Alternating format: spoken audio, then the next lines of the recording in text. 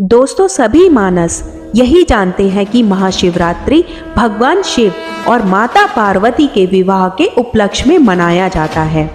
लेकिन कुछ विद्वानों का मानना है कि शिवरात्रि के दिन ही भगवान शिव ने कालकूट नाम का विष पिया था, जो सागर मंथन के समय समुद्र से निकला था। परंतु शिव पुराण में एक शिकारी से जुड़ी एक कथा का वर्णन किया गया है। यह कथा स्वयं भगवान शिव ने माता पार्वती के पूछे जाने पर कि आपकी कृपा पाने के लिए कौन सा सबसे सरल व्रत और पूजा है, तब भगवान भोलेनाथ ने माता पार्वती को शिवरात्रि व्रत की महिमा, व्रत और पूजा विधि बताई। उसके साथ ही उन्होंने महाशिवरात्रि व्रत की कथा भी सुनाई। एक गांव में चित्रभानु नामक एक शिकारी रहता था, जो पशुओं का शिकार करके अपना घर परिवार चलाता था। वह गांव के ही एक साहूकार का कर्जदार भी था। वह काफी कोशिशों के बाद भी कर्ज से मुक्त नहीं हो पा रहा था। एक दिन क्रोधित होकर साहूकार ने उसे शिव मठ में बंदी बना लिया। संयोग से उस दिन शिवरात्रि थी। शिकारी ध्यान मग्न होकर शिव संबंधी धार्मिक बातें सुनता रहा। चतुर्दशी को उसने शिवरात्रि व्रत की कथा भी सुनी। शाम के समय में उसे साहूकार के सामने पेश किया गया और ऋण चुकाने के विषय में बात की। शिकारी अगले दिन सारा ऋण लौटा देने का वचन देकर बंधन से छूट गया। अपनी दिनचर्या की भांति वह जंगल में शिकार के लिए निकला, लेकिन दिन भर बंदी गृह में रहने के कारण भूख प्यास से व्याकुल था। शिकार खोजता हुआ वह बहुत दूर निकल गया। जब अंधकार हो गया तो उसने विचार किया कि रात जंगल में ही बितानी पड़ेगी। वह वन में तालाब के किनारे एक बेल के पेड़ पर चढ़कर रात बीतने का इंतजार करने लगा। बेल के पेड़ के नीचे शिवलिंग था, जो बेल पत्तों से ढका हुआ था। शिकारी को उसका पता नहीं चला।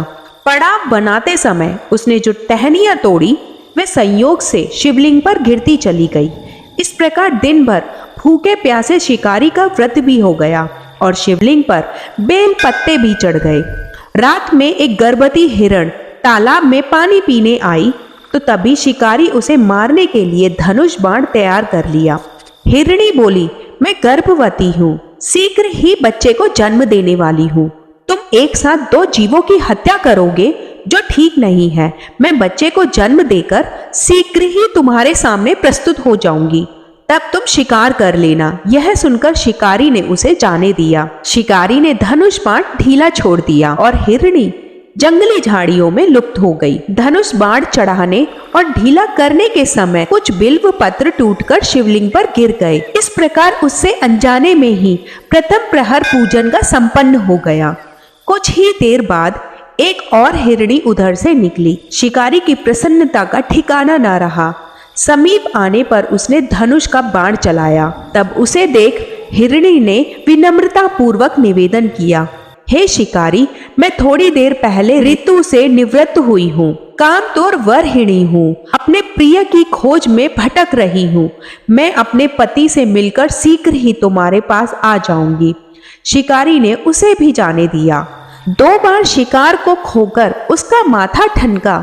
वह चिंता में पड़ गया। रात्रि का आखिरी पहर बीत रहा था। इस बार भी धनुष से लगकर कुछ बेल पत्ते शिवलिंग पर जा गिरे। इस तरह दूसरे प्रहर की पूजा भी संपन्न हो गई। तभी एक अन्य हिरणी अपने बच्चों के साथ उधर से निकली। शिकारी के लिए यह बहुत अच्छा अवसर था। उसने धनुष पर तीर चढ़ाने में देर नहीं लगाई। वह तीर छोड़ने ही वाला था कि हिरणी बोली, हे शिकारी, मैं इन बच्चों को इनके पिता के हवाले करके लौट आऊंगी। इस समय मुझे मत मारो। तब शिकारी हंसा और बोला, सामने आए शिकार को छोड़ दूं? मैं ऐसा मूर्ख नहीं। इससे पहले मैं 2 बार अपना शिकार खो चुका हूँ। मेरे बच्चे भूख प्यास से मर रहे होंगे। उत्तर में हिरणी ने कहा, जैसे तुम्हें अपने बच्चों की ममता सता रही है, ठीक वैसे ही शिकारी, मेरा विश्वास करो। मैं इन्हें इनके पिता के पास छोड़कर तुरंत लौटने की प्रतिज्ञा करती हूँ। हिरणी का दुख भरा स्वर सुनकर शिकारी को उस पर दया आ गई। उसने उस मृगी को जाने दिया। शिकारी के अभाव में तथा भूख प्यास से व्याकुल शिकारी अनजाने में ही बेल वृक्ष पर बैठा बेल पत्ते तोड़ तोड़कर नीचे फेंकता जा रहा था। थोड़ी देर बाद तभी कुछ आवाज हुई। एक हष्ट-पुष्ट मृग उसी रास्ते पर आया। शिकारी ने सोच लिया, इसका शिकार वह अवश्य करेगा। शिकारी की तनी प्रत्यंचा देखकर मृग विनती स्वर में बोला, हे शिकारी, यदि तुमने मुझसे पहले आने वाली 3 मृगियों तथा छोटे छोटे बच्चों को मार डाला है तो मुझे भी मारने में बिल्कुल देरी ना करो, ताकि मुझे उनके वियोग में एक क्षण भी दुख ना सहना पड़े। मैं उन हिरनियों का पति हूँ। यदि तुमने उन्हें जीवन दान दिया है तो मुझे भी कुछ क्षण का जीवन दान देने की कृपा करो। मैं उनसे मिलकर तुम्हारे समक्ष उपस्थित हो जाऊंगा। मृग की बातें सुनते ही शिकारी ने मृग को पूरी रात की घटना के बारे में बता दिया। तब मृग ने कहा, मेरी 3 पत्नियां जिस प्रकार प्रतिज्ञाबद्ध होकर गई हैं, मेरी मृत्यु से अपने धर्म का पालन नहीं कर पाएंगी। अतः जैसे तुमने उन्हें विश्वास पात्र मानकर छोड़ा है, वैसे ही मुझे भी जाने दो। मैं उन सब के साथ तुम्हारे सामने शीघ्र ही उपस्थित होता हूँ। शिकारी ने उसे भी जाने दिया। इस तरह सुबह हो गई। उपवास, रात्रि जागरण तथा शिवलिंग पर बेल पत्र चढ़ने से अनजाने में ही शिवरात्रि की पूजा पूर्ण हो गई। पर अनजाने में ही की गई पूजा का परिणाम उसे तत्काल मिला। शिकारी का हृदय निर्मल हो गया, उसमें भगत शक्ति का वास हो गया। थोड़ी ही देर बाद वह मृग सपरिवार शिकारी के समक्ष उपस्थित हो गया ताकि वह उनका शिकार कर सके। किंतु जंगली पशुओं की ऐसी सत्यता, सात्विकता एवं सामूहिक प्रेम भावना देखकर शिकारी को बड़ी ग्लानि हुई। उसने मृग परिवार को जीवनदान दे दिया। अनजाने में ही शिवरात्रि के व्रत का पालन करने पर भी शिकारी को मोक्ष की प्राप्ति हुई। जब मृत्यु काल से यमदूत उसके जीव को लेने आए तो शिवगणों ने उन्हें वापस भेज दिया तथा शिकारी को शिवलोक ले गए। शिवजी की कृपा से अपने इस जन्म में राजा चित्रभानु पिछले जन्म को याद रख पाए तथा महाशिवरात्रि के महत्व को जानकर उसका अगले जन्म में भी पालन कर पाए। शिव कथा का संदेश यह है, शिकारी की कथा अनुसार महादेव तो अनजाने में किए गए व्रत का भी फल दे देते हैं, पर वास्तव में भगवान शिकारी की दया भाव से प्रसन्न हुए। अपने परिवार के कष्ट का ध्यान होते हुए भी शिकारी ने मृग परिवार को जाने दिया।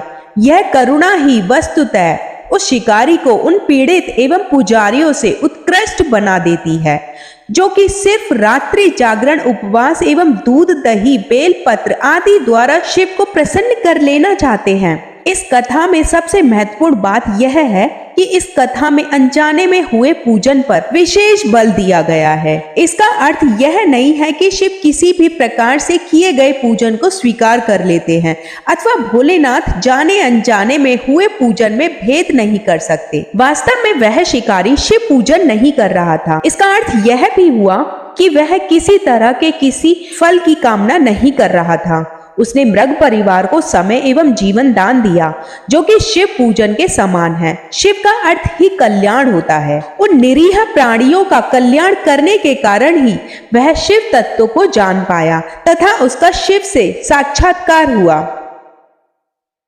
परोपकार करने के लिए महाशिवरात्रि का दिवस होना भी अवश्य नहीं है। पुराण में 4 प्रकार के शिवरात्रि पूजन का वर्णन है। मासिक शिवरात्रि, प्रथम आदि शिवरात्रि तथा महाशिवरात्रि। पुराण वर्णित अंतिम शिवरात्रि है। नित्य शिवरात्रि वस्तुतः प्रत्येक रात्रि ही शिवरात्रि है। अगर हम उन परम कल्याणकारी आशुतोष भगवान में स्वयं को लीन कर दें तथा कल्याण मार्ग का अनुसरण करें, वही शिवरात्रि का सच्चा व्रत है। तो बोलिए जय भोलेनाथ। अगर कहानी पसंद आई है तो वीडियो को ज्यादा से ज्यादा शेयर करें। अभी तक अगर आपने सब्सक्राइब नहीं किया है तो प्लीज हमारे चैनल को सब्सक्राइब कर लीजिए आने वाली ऐसी ही वीडियो को देखने के लिए। So thank you so much.